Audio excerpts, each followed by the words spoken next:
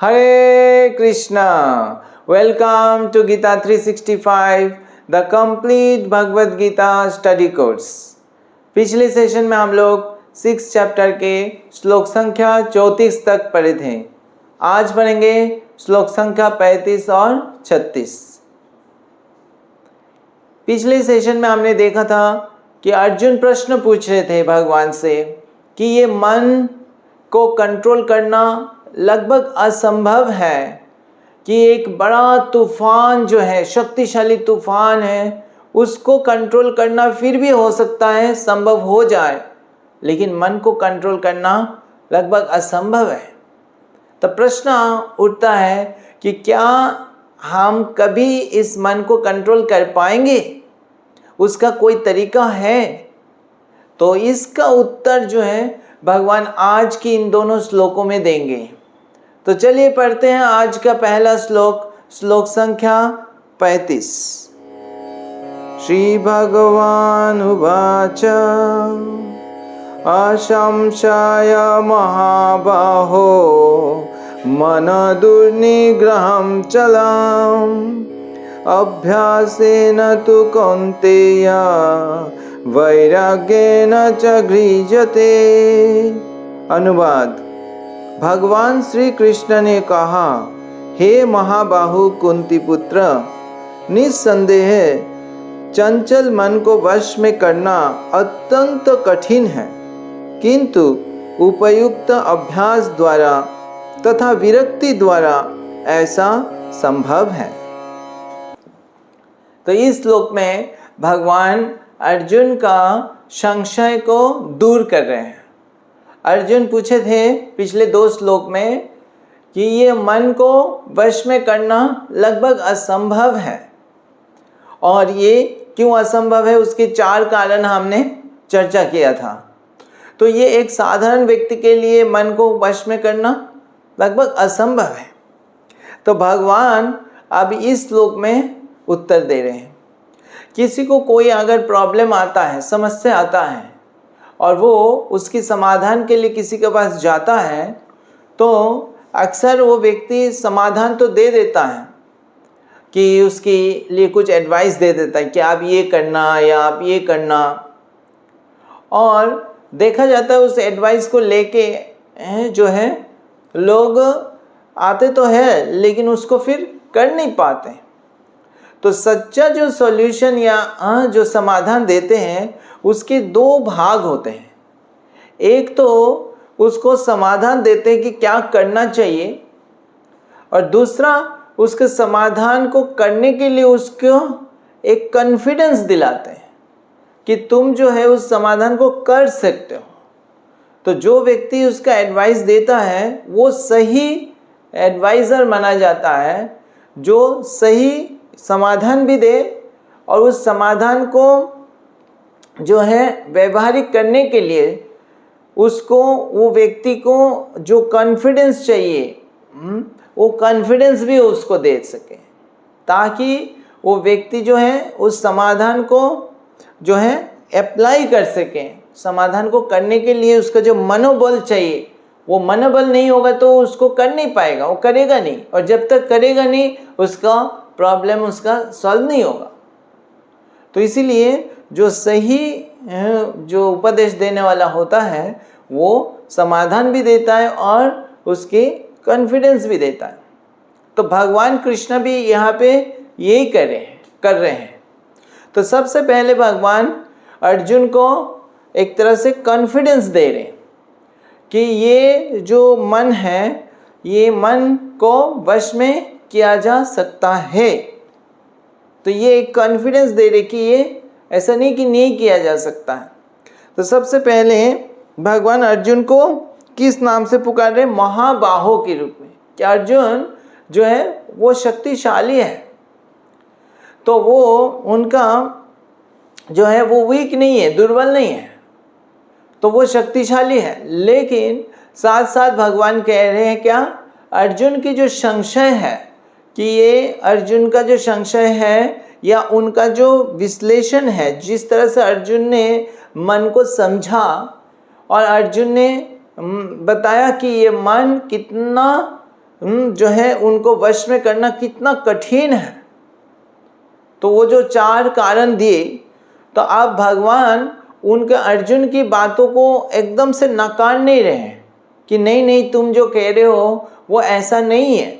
भगवान ऐसे नहीं कह रहे, भगवान उसको स्वीकार कर रहे हैं। भगवान कह रहे हैं कि अर्जुन जिस तरह से उन्होंने समझा ये मन जो है बहुत कंट्रोल करना, मन को कंट्रोल करना बहुत कठिन है, वो वास्तव में सत्य है। तो भगवान यहाँ पे कह रहे असंशय महाबाहो कि है अर्जुन, तुम जो बातें बोले हैं अभी कि मन के विषय में, वो हाँ उसमें कोई संदेह नहीं है, वो बिल्कुल सत्य है कि मन जो है वो उसको कंट्रोल करना, वश में करना ये बहुत ही कठिन है। और वो कह रहे हैं असंशय महाबाहो मनो दुर्निग्रह चलम। तो निग्रह का मतलब वश में करना, तो दुर्निग्रह मतलब बहुत ही मुश्किल है उसको वश में करना। तो ये भगवान अर्जुन को का जो है उसको स्वीकार कर रहे हैं।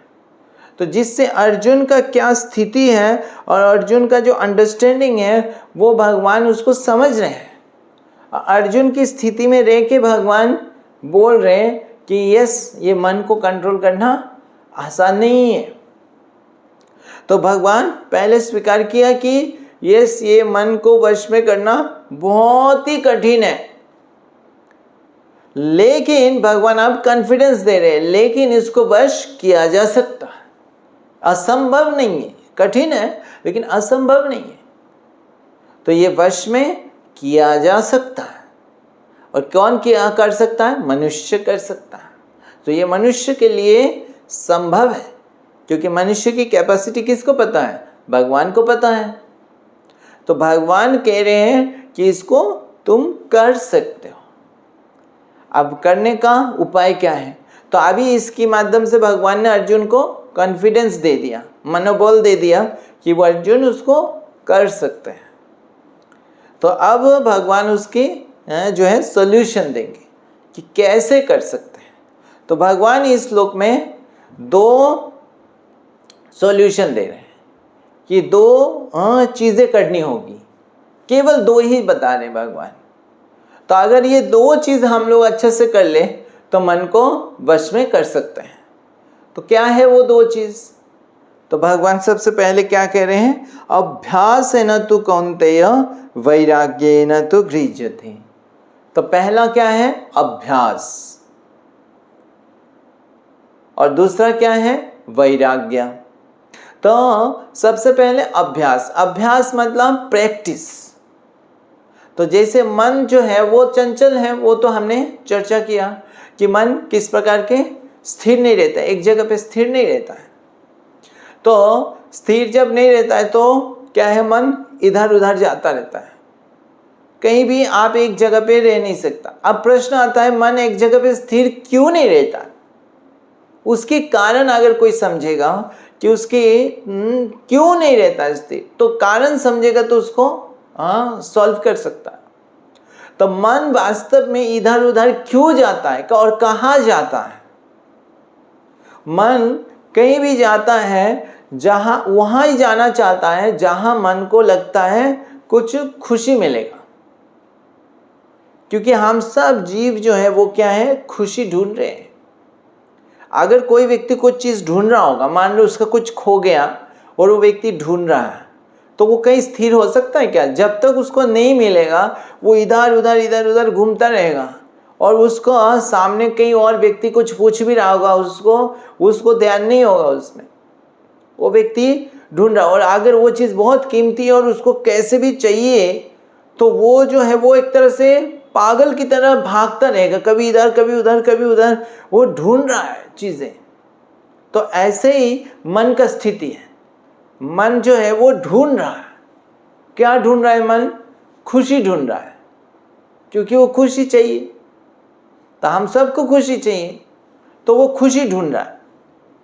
तो खुशी जब ढूंढ रहा है तो ढूंढते ढूंढते वो क्या है? किसी एक चीज़ पे उसको लगता है कि इसमें खुशी मिलेगा। एक नया गाड़ी देखा तो उसको लगेगा कि ये इस गाड़ी में मुझे खुशी मिलेगा, अगर मैं ये गाड़ी खरीद लूँगा तो उसमें खुशी मिलेगा। अब वो सोचने लगता है कि इसको मैं कैसे खरीदूं, कैसे, कहाँ से पैसा लाऊं, कहाँ से लोन लूं, कहाँ से क्या है, ये मन ये सारी चीज़ों में भागता रहेगा। और जब गाड़ी खरीदेगा और उसका खुशी जो है उतना खुशी नहीं मिलेगा जितना सोचा था उसने, तो खुशी नहीं मिला, तो फिर वो अब दूसरे वस्तु के प्रति सोचेगा कि उसमें कुछ खुशी मिलेगा। इस तरह से वो उसमें उसको प्राप्त करता है, उसमें भी वो पूरा खुशी नहीं मिलता है, तो फिर और की तीसरा चीज़ों में ढूंढता है। तो ऐसे करते हैं मन सिर्फ क्या करता है, भटकता रहता है कि कहाँ उसको वो खुशी मिलेगा। जैसे मान लीजिए एक मधुमक्खी है, तो वो क्या है, फूलों में जाता है, फूलों के वो करने के लिए, मधु लेने के लिए, है ना, हनी, शहद। तो वो उसको जब जाता है, एक फूल, कोई भी फूल देखता है, सोचता है इसमें हनी होगा, शहद होगा, तो वो जाता है और जाके जब देखता है कि उसको अगर नहीं मिला है, मधु नहीं मिलता है, तो वो थोड़ा सा देख के फिर उठ जाता है और फिर दूसरे फूलों में ऐसे ऐसे घूमता रहता है, कहाँ फूल कहाँ है। एक फूल मिलता है तो बैठता है, बैठ के जब देखता है उसमें भी मधु नहीं है, फिर उठ जाता है, फिर कहीं और जगह पे जाता है, फिर ऐसे ही वो करता रहता, शांति से नहीं रहता जब तक उसको वो मधु नहीं मिल जाता है। तो वो ऐसे फूल जब तक नहीं मिल जाता है जिसमें मधु है, तब तक वो किसी भी फूल में स्थिर नहीं रहता, वो बदलता रहता है। और जब मधु मिल जाता है तो उस फूल में फिक्स हो जाता है, तो उससे फिर मधु कलेक्ट करता रहता है। उसी प्रकार ये मन जो है वो इस भौतिक वस्तु के प्रति क्या है, उसमें मधु ढूंढ रहा है। मधु क्या है, खुशी ढूंढ रहा है। और हाँ, ये बैठ के देख रहा है, कोई खुशी नहीं है, तो फिर दूसरे में जाता है, दूसरे में नहीं है, तीसरे में जाता है, ऐसे करता है, भटक रहा है। तब तक भटकता रहेगा जब तक वो भगवान तक नहीं पहुंचता है। जब मन भगवान पे पहुंचेगा, भगवान पे फिक्स हो जाएगा, तो उसमें क्या होगा, उसमें असली खुशी मिलने वाला है। तो जो खुशी वो ढूंढ रहा है वो किसके पास है, वो भगवान के पास है। और वो भगवान के प्रति भक्ति से और जो प्रेम के कारण से, उस प्रेम के आदान प्रदान से वो खुशी मिलने वाला है। तो जब मन भगवान पे केंद्रित हो जाता है, भगवान पे फिक्स हो जाता है, तभी वो वास्तव में मन जो है कंट्रोल हो जाता है, मन फिर और चंचल नहीं रहता है। तो ये भगवान पे केंद्रित करना मन को, उसके लिए क्या है, अपना आप नहीं होगा अभी, क्योंकि अभी हमारा मन क्या है, वो दूषित अवस्था में है, तो वो इधर उधर भागता ही रहेगा। तो क्या करना पड़ेगा, उसको अभ्यास करना पड़ेगा। तो भगवान ये कह रहे अभ्यास करना पड़ेगा। जैसे हम कुछ लोग पहले चर्चा किए थे कि मन जब भटक जाता है, भगवान से दूर चला जाता है, भौतिक चीज़ों में चला जाता है, तो हमें उस मन को पकड़ के क्या करना चाहिए, वापस लेके आना चाहिए। तो वापस भगवान की चरण में फिक्स कर देना चाहिए। और भगवान की विषय में, कार्य में, जो भगवान की जैसे कोई सेवा कर रहे हैं, तो मन उसी में लगा देना चाहिए। तो जब मन भगवान के विषय में लगेगा तो मन धीरे धीरे क्या हो जाएगा, कंट्रोल हो जाएगा, और मन में वो आनंद मिलेगा, तो इसीलिए मन फिर कंट्रोल हो जाएगा। तो इस विषय में एक बहुत सुंदर वो है उदाहरण है। तो एक व्यक्ति रास्ते में गभीर रात को चल रहा था, तो चलते चलते रास्ते में जो है एक चीज़ों की में उसका ठोकर खाया, मतलब जो है उसके पाँव लग गया। तो उसमें क्या था, वो खाली एक बोतल था, ग्लास की बोतल था। अब जैसे उसका पाँव जो है उसमें लगा, तो वहाँ से एक जीन निकल आया।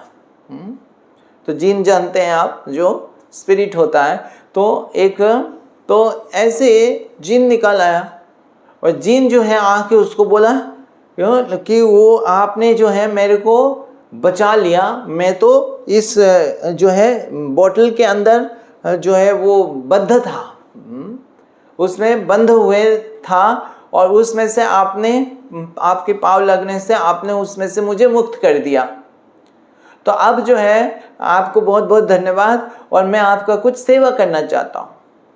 तो व्यक्ति जीन को देख के तो डर गया पहले, तो उससे ये तो खतरनाक चीज़ें। तो वो बोले कि ठीक है, आपको मैंने जो भी है मुक्त, तो उसको तो समझ नहीं आया कि उसने क्या किया, उसने तो कुछ मुक्त किया नहीं, उसका तो पाँव से लग गया, उसने तो समझ नहीं पाया मैंने कुछ किया करके।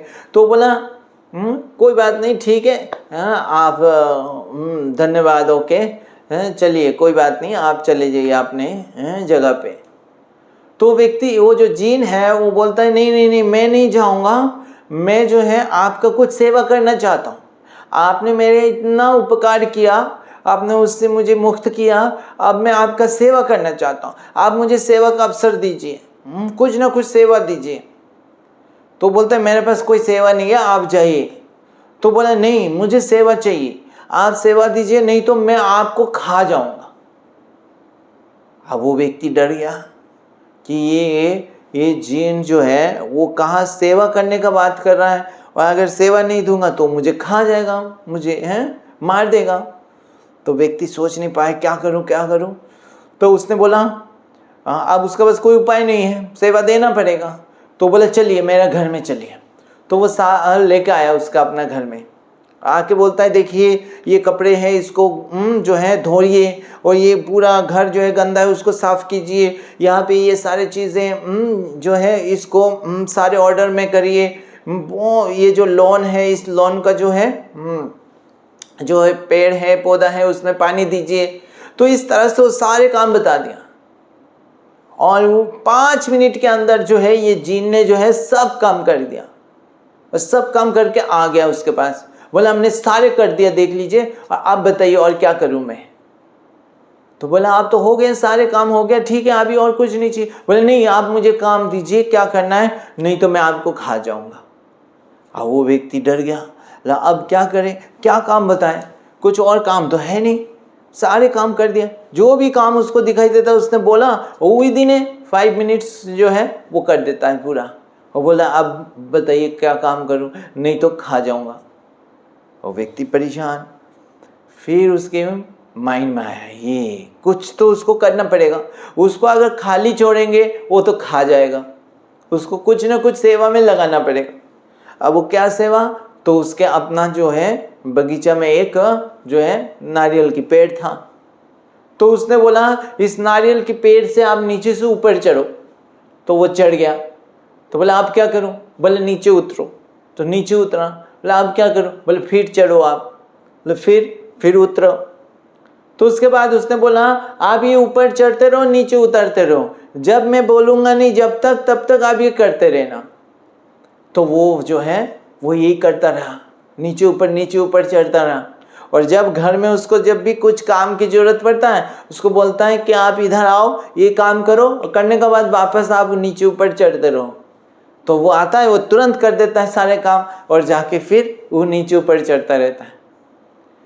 तो ऐसे ही जीन जो है, हमारा मन जो है वो ऐसे जीन जैसा है कि मन जो है वो अगर हम मन को खाली छोड़ देंगे तो मन हमको खा जाएगा, हमारा नष्ट कर देगा, भक्ति और हमारा आध्यात्मिक जीवन को नष्ट कर देगा।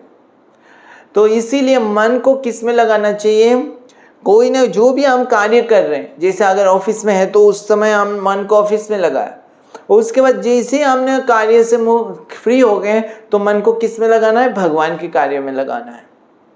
तो कभी भी खाली टाइम में नहीं रखना है, मन को पूरा तरह से कोशिश करना है हर समय, जैसे वो नीचे ऊपर कर रहा था ऐसे ही हमेशा भगवान के बारे में जो है चिंतन में और भगवान की सेवा में लगे रहे ये मन। और जब भी कोई दूसरा शरीर के विषय में कोई और कार्य, फैमिली का या कोई ऐसा कार्य चाहिए तो उस समय के लिए मन को उसमें लगाया, वापस आके क्या भगवान की सेवा में लगा देना है। तो इस तरह से मन क्या है, मन को प्रैक्टिस करना है। तो मन का ये भगवान कह रहे ये अभ्यास। तो ये अभ्यास जो है, ये अभ्यास शुरू में मन जो है, कोई भी अभ्यास करता है तो शुरू में लगेगा कि असंभव है। तो भगवान के कोई भी कार्य करे, जैसे कि भगवत गीता पढ़ना या भगवान का नाम का जप करना, ये सबसे बढ़िया तरीका है भगवान का स्मरण करना, मन को भगवान में स्थिर करना। लेकिन शुरू में मन बोलेगा नहीं नहीं नहीं, इसको नहीं करना, मन नहीं करेगा। लेकिन अभ्यास का मतलब यही है, मन नहीं भी कर रहा है, अच्छा से नहीं भी कर पा रहे, तो भी उसको करते रहना, हर रोज करते रहना। करते करते मन को समझ में आएगा कि यही मुझे करना है, तो फिर मन उसमें वश में आ जाएगा। तो ये भगवान कह रहे हैं अभ्यास। और फिर आगे कह रहे भगवान जो वैराग्य। अब मन जो है अभ्यास के बाद क्या चाहिए? वैराग्य। वैराग्य मतलब भौतिक चीजों से अनासक्त। अगर भौतिक चीजों में आसक्त रहेंगे तो हमारा मन और ज्यादा चंचल रहता है। जैसे जैसे ये वैराग्य मतलब अनासक्त, वैराग्य का मतलब यहाँ पे ये नहीं कि घर छोड़ के वन में चले जाना। वैराग्य मतलब जो भी चीज हमारे पास है उसके प्रति हम आसक्त ना रहे। जैसे आसक्त रहेंगे तो हमारा मन बहुत डिस्टर्ब हो जाता है। तो मान लीजिए कोई एक क्रिकेट मैच चल रहा है। अब उस क्रिकेट मैच में मान लीजिए जो इंडिया और कोई देश जो है वो फाइनल में अभी चल रहा है, और समहाउ जो है वो इंडिया जो है हार गया उसने। तो अब जो है कोई मान लीजिए कल एग्जाम है किसी स्टूडेंट का, वो इस मैच के जो है रिजल्ट के बाद वो पढ़ पाएगा क्या? उसको पढ़ने में मन लगेगा? अगर वो स्टूडेंट जो है वो इस मैच के प्रति आसक्त है, पूरा क्रिकेट फैन है वो, और इंडिया के जो है जीतने में उस पूरा तरह से आसक्त है, तो वो उसके लिए पढ़ना बहुत मुश्किल होगा। उसका मन बार बार उसमें जाएगा, क्यों उसने जो है ऐसा कैच को जो है जो भी है मिस कर दिया, क्यों उसने यहाँ पे जो है अच्छा से नहीं खेला, क्यों उसने ये करा। बार बार अगर वो नहीं करता तो शायद जीत जाता। इस तरह से उसका बार बार मन में आता रहेगा, क्योंकि वो उसमें आसक्त है। लेकिन अगर कोई व्यक्ति या कोई स्टूडेंट जो है उसको क्रिकेट में कोई इंटरेस्ट ही नहीं है, वो क्रिकेट से कोई मतलब नहीं है उसको, है ना, तो उसको ये रिजल्ट सुना भी है उसने, तो लेकिन उसके बाद उसको वो पढ़ पाएगा कि नहीं पढ़ पाएगा? उसके मन में कोई डिस्टर्बेंस नहीं होगा, क्योंकि वो उससे आसक्त नहीं है।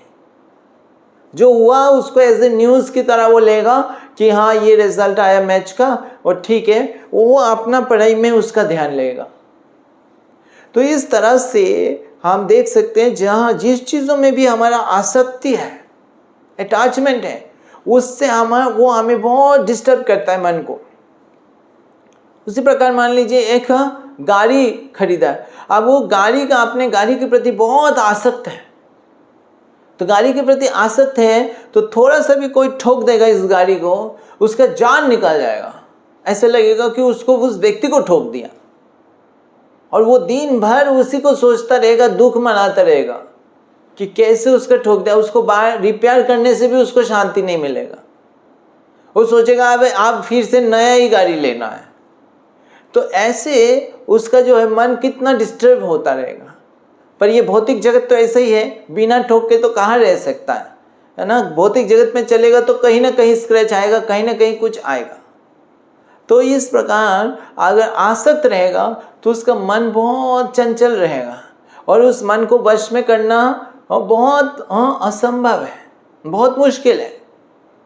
तो लेकिन जैसे जैसे भौतिक चीज़ों के प्रति अनासक्त होएगा, और भौतिक चीज़ों के प्रति अनासक्त कैसे हो पाएगा, जिसे हमने चर्चा किया कि भौतिक चीज़ों के प्रति आसक्त क्यों रहता है, क्योंकि उसको लगता है उसी से उसको कुछ खुशी मिलने वाला, और जब कहीं और से खुशी नहीं मिलता तो ये सब चीज़ों के प्रति आसक्ति रहता है। लेकिन जैसे जैसे उसका मन भगवान पे केंद्रित हो जाता है, भगवान पे फिक्स हो जाता है, और भगवान से उसको आनंद मिलने लगता है, तो उसको फिर बाकी भौतिक चीज़ें इनसिग्निफिकेंट लगने लगता है कि वो बहुत तुच्छ है। उस भगवान के दिव्य आनंद के सामने इस भौतिक वस्तु की जो वैल्यू है या उसका जो महत्व है वो बहुत ही नगण्य है। तो इसलिए वो उससे अनासक्त रहता है, और वो अपना परिचय को भी समझता है कि ये सब चीज़ से मेरे को कोई लेना नहीं, मैं इन सबसे परे हूँ, और ये सब यहाँ पे छोड़ना पड़ेगा, ये सारे टेम्पररी हैं। तो इसमें कोई रस नहीं है, तो असली रस भगवान से मिलने वाला है। तो इस तरह से उसका इस भौतिक चीज़ों की प्रति आसक्ति नहीं रहता है। तो ये वैराग्य जैसे जैसे उसको उत्पन्न हो जाता है, और आध्यात्मिक पथ में प्रगति करने का मतलब ये उसको वैराग्य उत्पन्न होता है। तो वैराग्य उत्पन्न होने से उसका क्या है, मन स्थिर होने लगता है और मन उसका वश में हो जाता है। तो ये दो जो है प्रोसेस भगवान बता रहे, पहला अभ्यास और फिर वैराग्य। ये दो चीज़ जब हो जाएगा तो ये मन अपने आप वश में हो जाएगा, अदरवाइज इस मन को वश में करना असंभव है। तो चलिए पढ़ते हैं अगली श्लोक, भगवान क्या कह रहे हैं। श्लोक संख्या 36। असम्मतात्मना योगा दुष्प्राप्य इति मे मति वश्यात्मना तु यतता शक्यवाप्तुम् अपायत। अनुवाद। जिसका मन उच्छृंखल है उसके लिए आत्म साक्षात्कार कठिन कार्य होता है, किंतु जिसका मन संयमित है और जो समुचित उपाय करता है उसकी सफलता ध्रुव है, ऐसा मेरा मत है।